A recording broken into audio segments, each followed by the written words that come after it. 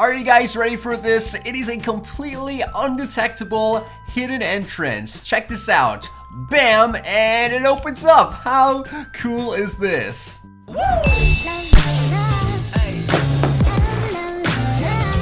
Yo, how's it going, guys? And welcome back to another Redstone tutorial here in our Minecraft world. Today we're going to be creating a hidden entrance that can be placed inside or outside of your Minecraft home.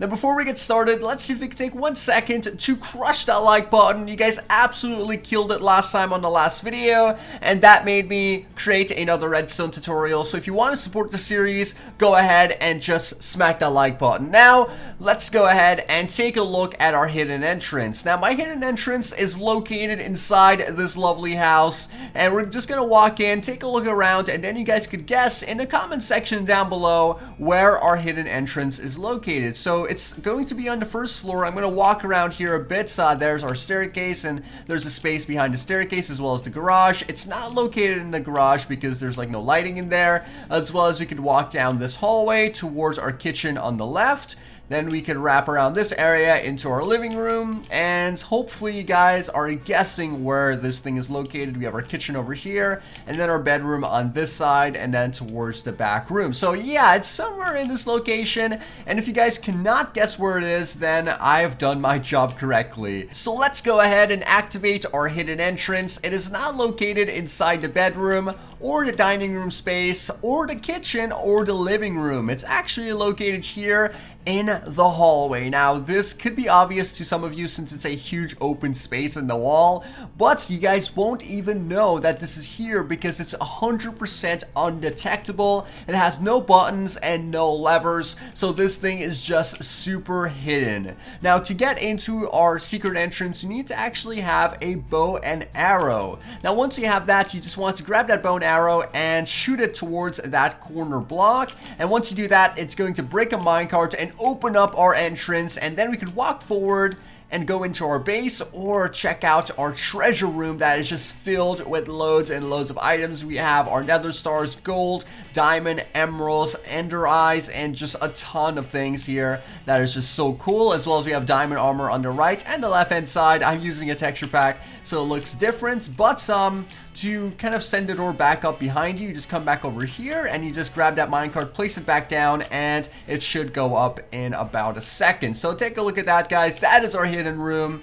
And if you're wondering how would we get back on the other side and place down the minecart, well, it's a timed system, so we could go ahead and break that minecart here, and then we'll open back up the door, and then we stand over here, place down our minecart on top of the rail, then walk forward, and it's perfectly in time and in sync with you. That way, as soon as you cross that slime block, it's going to push up the wall behind you, and it just works like a charm. Now, this is what we're going to be building, so I'll be right back after I clear out the area, and we can get started with that. Alright, so to create our doorway, we're going to need a 3x5 area, and also you're going to need a space to place down your minecart activation input. Now, I made my input right next to my door, but you could place it anywhere on the map that you choose. But let's go ahead and get started with the doorway. The first thing you want to do is go ahead and count 2 blocks back from the actual wall that you want your door to be hiding. Then you want to place down a sticky piston in the ground about 3 blocks down. So this is going to be 1 block at the bottom, 2, 3, and 4, and then you destroy 1, 2, 3. So that's where the sticky piston is located, and then 2 blocks back.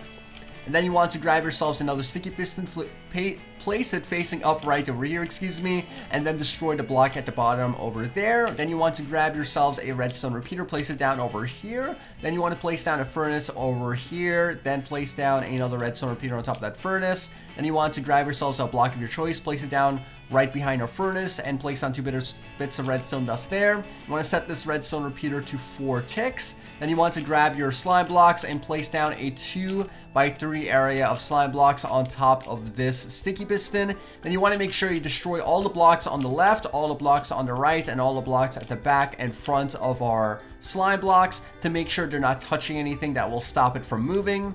Then you want to grab yourselves your furnace and place these on the floor on the right, left, and back sides of our system. So just go ahead and place it just like that. You want to come back down over here, grab yourselves a redstone torch, place it down over here, and then destroy that redstone torch, and it should bring our slime blocks into the ground, as you guys can see. Then you want to grab the blocks that's going to be your wall. It could be dirt if you're making this outside, or you could just make or use wooden planks like I'm going to use right now. Place down a 2x2 area just like this, keeping the final spot on our slime blocks empty. Then you want to go ahead and grab yourselves a detector rail to create our inputs as well as a minecart. Place down your detector rail right over here at the bottom block, so our block will be located here. Then we shoot this spot to destroy our minecart, so that's our detector rail. Place down our minecart there, and then place down our blocks right on top of that minecart. Then we grab ourselves a bit of redstone dust. Obviously, since there's a minecart on that detector rail, it's going to activate that bit of redstone dust. You want to build down as many as you like, but the only thing that you're required to do is placing down 2 redstone repeaters and set them both to a 4-tick delay. So I'm going to go ahead and do that, and that will give us enough time to kind of walk out of the doorway once we replace the minecart, allowing us to close it from the inside. So we're going to place down a bit of redstone dust there, and it should activate that piston and then activate the doorway. As you guys can see, it's going to keep it activated until that minecart breaks. Now the last thing we need to do is go ahead and grab ourselves a slab. It could be any slab that you choose, and I'm going to grab myself a spruce wood slab, place it down right over here, and that's basically going to allow us to step into this area and then jump down to grab our minecart without it interfering with that bit of redstone dust. So it's an upside down slab. Place down 2 of our blocks on the left, 2 on the right. Actually, this is the left and that's the right, excuse me.